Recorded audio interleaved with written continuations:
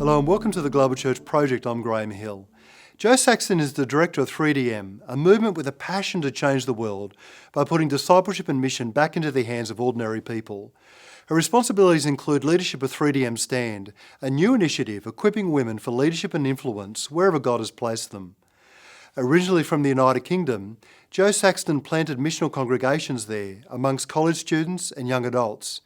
Since moving to the United States, she served on church planting teams in missional communities, ranging in areas from the suburbs to the inner city. Jo Saxton continues to church plant. She's the author of 3 books, and she's a widely sought after conference speaker. Jo Saxton, welcome to the Global Church Project. Thank you. Can you tell us something about how you came to faith and ended up getting involved in Christian ministry? Okay, so my background, spiritual-wise, is kind of diverse. My grandfather was a Muslim leader. My background is Nigerian, and then I grew up in London. And a range of my relatives have a number of beliefs, a whole plethora of belief systems. And I became a Christian when I was 9 through the ministry of a local church in London. And they were very committed to taking kids seriously in the journey of faith. And I remember my friends inviting me to a kids club. I think it was table tennis and fighting or something like that. And them talking about Jesus and how great he was. And I'd heard of Jesus before. It wasn't that he was new to me, but the way they described him in a personal sense was both intimidating and inspiring at the same time. I do remember that. And so within maybe a matter of 6-7 weeks, I kind of asked them, I said, when can I have a turn to commit my life to Christ? And I just kind of basically made them have a night where they did an altar call so I could make it official, and became a Christian that way. And I think as an integral part of our journey of faith was that you were involved.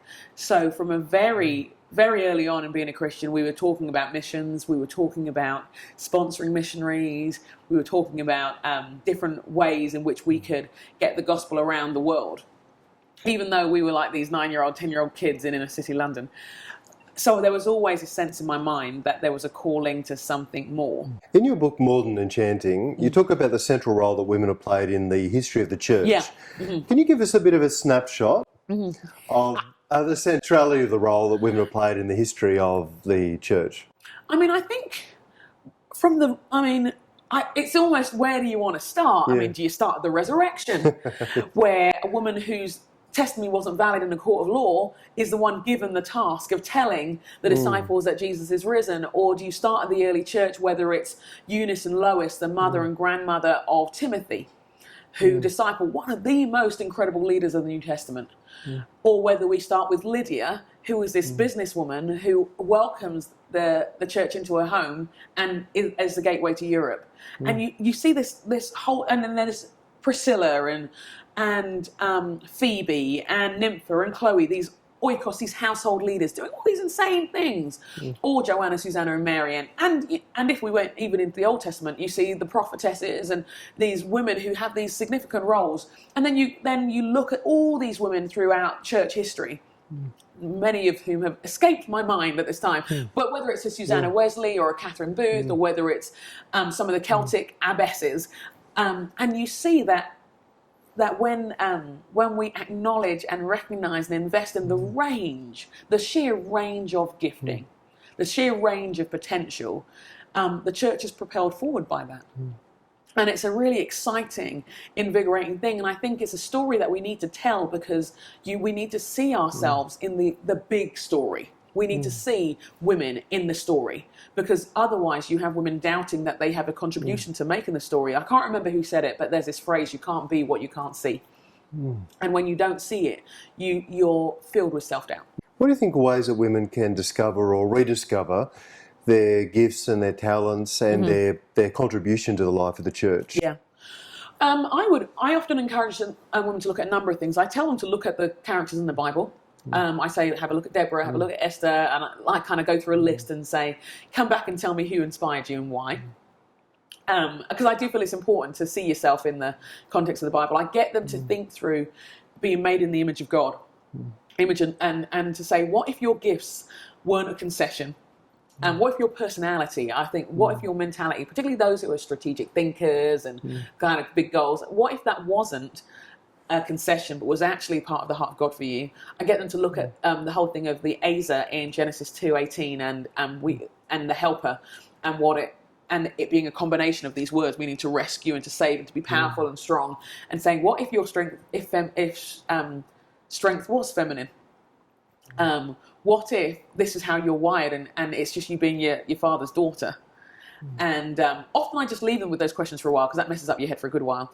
And so those are some of the things. Then I often get them to look in the culture around them, because often you see the more accessible pictures there. I think what I often encourage people first to do is just to take a long, hard look. Take a long, hard look at the Bible, the women in the Bible. Take a long, hard look at what it means to be made in the image of God. Take a long, hard look at what you see people doing well in the world around you, women in history, because when there aren't as many accessible role models around, you have to kind of do the research. Look at the missionaries of history. Look at the few that you say are there, and what inspires you. I encourage them to do that, whether it's your Myers-Briggs thing or some gift mix, because I think we have so often apologized for our gift and we think it's not there, and it's hard to find. I get them to say, ask your friends what you're good at, what you're skilled at. Or I get them to experiment and say, take a week where you just assume you're a leader, where you're not going to apologize for it, and just see what it feels like. See what you're not going to say kind of. You're not going to be embarrassed by it. You're going to be unapologetic. I often ask women to ask themselves a question, ask themselves a couple of questions. If you could do something and you weren't afraid, what would you do? If you were unapologetic about your gifts, what are they?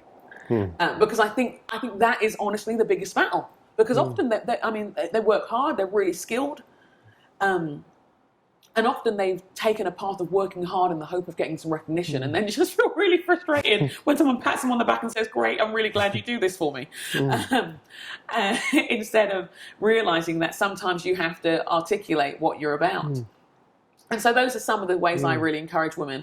I encourage them to find other women. In the world where we've got social media and stuff, I say, you might not find a mentor just like you just yet, but ask people loads of questions. Loads of questions. Travel the length of the country if you need to. Your gift is worth investing in. What God's called you to is worth investing in. The impact you'll have is worth investing in, and know that these are valid uses of your time and your resources and your energy to do that.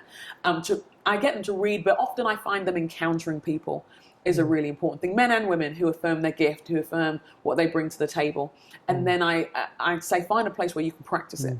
Jo Saxton, thank you for joining us at the Global Church Project. Thank you very much. You've just watched an abridged version of this interview.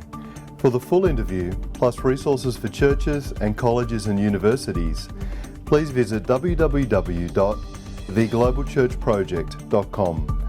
I look forward to your company next time. From me, goodbye.